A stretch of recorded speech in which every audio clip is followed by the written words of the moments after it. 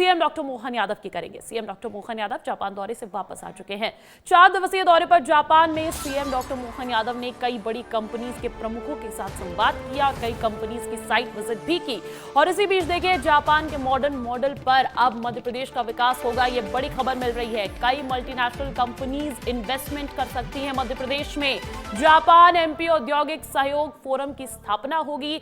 मोहन सरकार का Japan plus cell बनाने का फैसला है। टीम जापान के निवेशकों के साथ संपर्क और फॉलोअप करेगी और जापान पर्यटकों के लिए भी बौद्ध circuit, Toyota, Bridgestone, Yokogawa, Uniqlo और पैनासोनिक जीआईएस में शामिल होंगी। 4 लाख करोड़ से अधिक के प्रस्ताव मिले हैं। सरकार ने 30,000 करोड़ से अधिक के निवेश प्रस्ताव को भूमि आवंटित की है और प्रदेश में हाई स्पीड रेल कॉरिडोर की संभावनाओं पर भी अध्ययन किया जाएगा। 4 दिवसीय यात्रा के बाद तमाम बड़ी जानकारियां मिल रही है।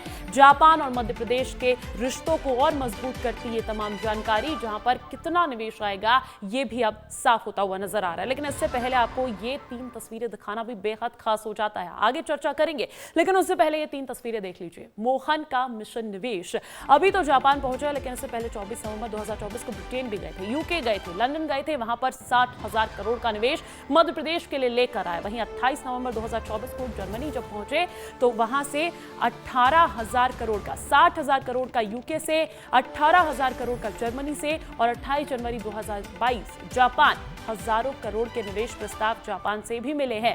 तो जहां जहां विदेश दौरा रह रहा है, वहां वहां मध्य प्रदेश के लिए निवेश भी आता जा रहा है। इसी बीच आपको यह भी बता देते हैं कि JICA के सामने निवेश प्रस्ताव क्या कुछ रखे गए हैं। देखिए, शहरों की अगर बात कर ली जाए तो भोपाल, इंदौर, उज्जैन इसमें रहेंगे और शहरी परिवहन, जापानी औद्योगिक पार्क, जल संरक्षण, शहरी नवीनीकरण, कौशल विकास, कृषि तकनीक, ये वो क्षेत्र है जहां पर खास निवेश का फोकस रहने वाला है। तमाम जानकारियां मिल रही है और इसी बीच रुक करना चाहूंगी, मेरे साथ मेरे सहयोगी विवेक पांडे भोपाल से लाइव जुड़ गए हैं। विवेक, बहुत सारी जानकारियां मिल रही है किस तरीके से जापान और मध्य प्रदेश के व्यवसायिक रिश्ते और मजबूत होते हुए नजर आ रहे हैं, इसमें अहम बातें क्या हैं?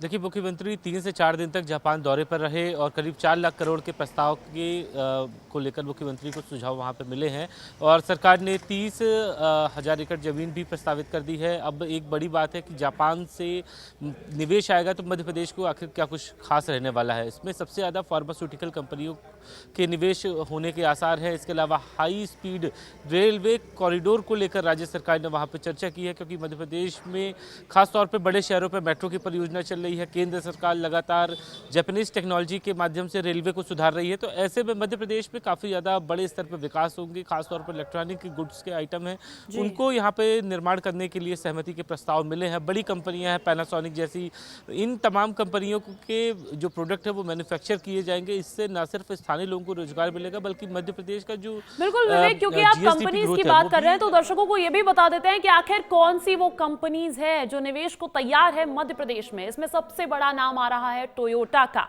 इसी के साथ साथ ब्रिजस्टोन, योकोगावा, यूनिक्लो, पैनासोनिक, आपको वो तमाम कंपनीज की जानकारी दे रहे हैं जिसमें देखिए रोजगार भी मिल सकता है मध्य प्रदेश के युवाओं को। Toyota, Bridgestone, Yokogawa, Uniqlo, Panasonic. Vivek, आप जानकारी दे रहे थे कि बहुत सारी कंपनीज हैं, कंपनीज के नाम भी अब सामने आ गए हैं, लेकिन सवाल यही है कि लगभग अंदेशा जो है वो कितना लगाया जाए, कितनी संभावना है, कितना निवेश जापान से आ रहा है मध्य प्रदेश में? देखिए, मुख्यमंत्री कह चुके हैं कि जापान की जो टेक्नोलॉजी है वो मध्य प्रदेश में भी इस्तेमाल की जाएगी। ऐसे में जापान में जो बड़ी कंपनियां हैं वो मध्य प्रदेश आ रही हैं और ख़ासतौर पे जब ग्लोबल इन्वेस्टर समिट है तो उसमें 3 देशों के प्रतिनिधिमंडल है, करीब उसमें से 1000 से अधिक उद्योगपति आने वाले हैं और करीब मध्य प्रदेश और देश भर के करीब 30,000 से अधिक उद्योगपति होंगे। यानी कि कुल 35,000 से अधिक उद्योगपति 2 दिन इस कार्यक्रम में शामिल होंगे और राज्य सरकार ने पूरी तैयारियाँ भी लगभग शुरू कर दी हैं।